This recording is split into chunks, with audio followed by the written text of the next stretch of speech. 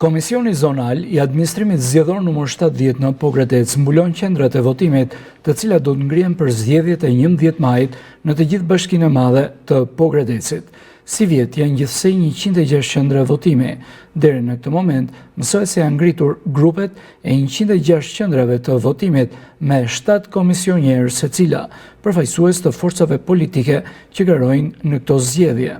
Zbatim të ligjit 10.019 të datës 29.12.2008, ligji i cili rregullon funksionimin e Komisionit Shtetëror të Zgjedhjeve, si dhe funksionimin e Komisionit Zonal Administrativ Zgjedhor, me vendimin numër 1 të datës 9.2.2025, Komisioni Qendror i Zgjedhjeve vendosi formimin e KZAZ Pogradec me numër 70, ku sipas ligjit kryetari takon Partisë Socialiste, ndërsa nënkryetari dhe sekretari i takojnë Partisë Demokratike.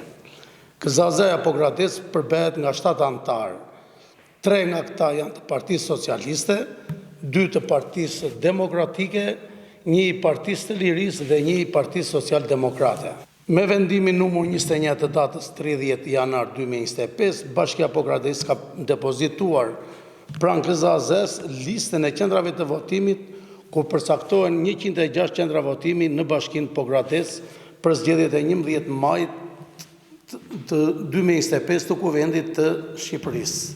Nuk ka patur asnjë problem, çdo gjë ecën normalisht, partitë politike kanë dorëzuar listat e komisionerëve të qendrave të votimit, janë depozituar edhe nga Partia Socialiste dhe nga Partia Demokratike, nga Partia e Lirisë dhe nga Partia Social-Demokrate.